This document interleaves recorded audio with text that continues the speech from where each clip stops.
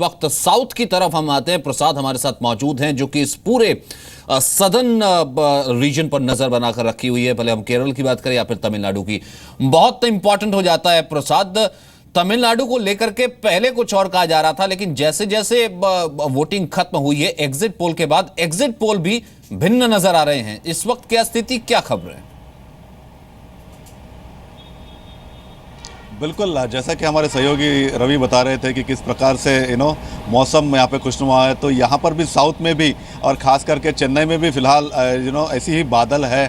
और जहाँ तक तमिलनाडु की बात करें तो हमेशा यहाँ पर सरकार बदलती नज़र आई है। हमको पिछले कई इलेक्शंस में हमने देखा, एक बार डीएमके तो फिर एक बार एआईएडीएमके। और जिस प्रकार से एग्जिट पोल्स के नतीजे आए हैं तो काफ़ी दिलचस्प हो गया है, क्योंकि अगर सत्ता का परिवर्तन होता है तमिलनाडु में तो 92 या 93 ईयर्स के करुणानिधि फिर से मुख्यमंत्री बन सकते हैं। वहीं दूसरी तरफ अगर अम्मा आती है, जयललिता आती है जो मौजूदा मुख्यमंत्री है, तो एक उनके लिए रिकॉर्ड होगा। तो सभी की नज़रें तमिलनाडु पे है। वहीं तमिलनाडु में एक और ख़ास फैक्टर भी है जो कि तीसरा मोर्चा है, कैप्टन विजयकांत जो वहाँ पर अपना गठबंधन बनाए हुए वाइको के साथ और दूसरे अन्य पार्टियों के साथ, तो वो भी एक फैक्टर कितना काम करेगा, नतीजे बताएंगे। बिल्कुल, और रविंद्र के पास चलते हैं हम सीधा बीजेपी हेडक्वार्टर। रविंद्र, जो भी हलचल रहेगी नजर इसी बीजेपी हेडक्वार्टर में रहेगी। और मुझे लगता है अब तक अमूमन जैसा हम चुनाव में देखते हैं हेडक्वार्टर में तमाम नेताओं का आना या फिर एक पूरा इंतजाम मीडिया के लिए लाइव नतीजों का दिखाना, ऐसा इस बार भी किया गया?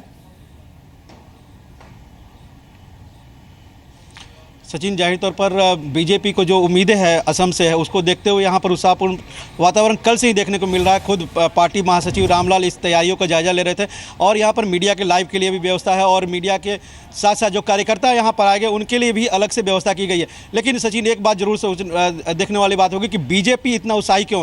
क्योंकि एक हार से सबक नहीं ली, दिल्ली के हार से बीजेपी सबक नहीं ली, बिहार में फिर हारे, उसके बाद सबक ली। और असम में जहाँ पर Ram Madhav BJP general secretary incharge थे, उन्होंने एक रणनीति बनाई और जिस तरह से दिल्ली और बिहार में नेताओं का तांता लगा रहा, नेताओं को वहाँ झोंक दिया गया था और नतीजे सिफर रहे, उससे सबक लेते हुए राम माधव और बीजेपी ने एक तैयारी की और केवल प्रधानमंत्री नरेंद्र मोदी और अमित शाह के अलावा वहाँ पर गिने चुने 3-4 नेताओं की ही रैलियाँ लगाई गई। वहाँ पर सिर्फ देखा सर्बानंद सोनोवाल जो सीएम कैंडिडेट है उनकी रैलियाँ ज़्यादा लगाई गई और सबसे ज़्यादा अगर रैली कोई किया है जिसमें भीड़ भी आती थी तो कांग्रेस से बीजेपी में आए हुए हेमंत दा।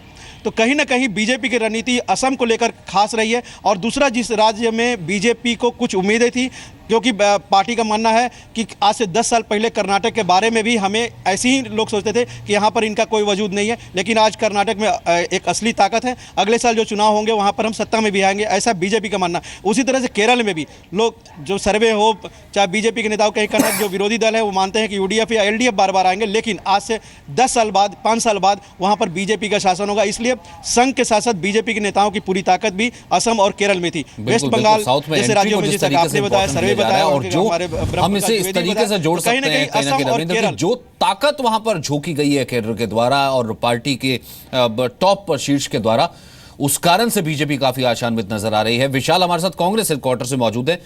विशाल, सुबह के वक्त कैसी खबर कांग्रेस हेडक्वार्टर से? क्योंकि ऐसा कहा जा रहा है कि यहां पर कांग्रेस के लिए कोई बहुत ज्यादा एग्जिट पोल ने अच्छी खबर नहीं दी है।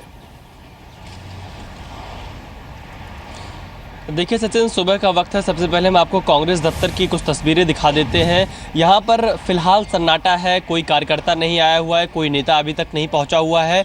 और अगर हम एग्जिट पोल्स की बात करें, जिस तरीके से कांग्रेस के लिए अच्छी खबर नहीं आई है एग्जिट पोल के हिसाब से, और कांग्रेस का काफ़ी कुछ दांव पर लगा हुआ है आज के चुनावी नतीजों से, क्योंकि लगभग आधा दर्जन राज्यों में कांग्रेस की सरकार है और जिसमें असम और केरला सबसे प्रमुख है। और एग्जिट पोल के हिसाब से असम और केरला दोनों ही जगह से कांग्रेस बाहर जा रही है, जो कि कांग्रेस के लिए शुभ संकेत नहीं है। तो फिलहाल कांग्रेस दफ्तर पर सन्नाटा है, लेकिन निगाहें केरल और असम, जो कि दो सबसे प्रमुख राज्य, 15 साल से कांग्रेस असम में सरकार है, इसके अलावा केरला में यूडीएफ की सरकार है। लेकिन एग्जिट पोल के जो नतीजे आए, एग्जिट पोल के जो रुझान सामने आए, उसमें अलग ही आ रहे हैं। इसके अलावा अब देखने वाली बात है क्या तमिलनाडु में, जहाँ पर डीएमके के साथ कांग्रेस का गठबंधन है, वहाँ पर क्या कुछ बदलाव हो सकता है, क्योंकि 1991 से वहाँ का ट्रेंड लगातार बदलाव का ही रहा है। इसके अलावा क्या पश्चिम बंगाल में कांग्रेस के लिए कुछ सीटें बढ़ सकती हैं,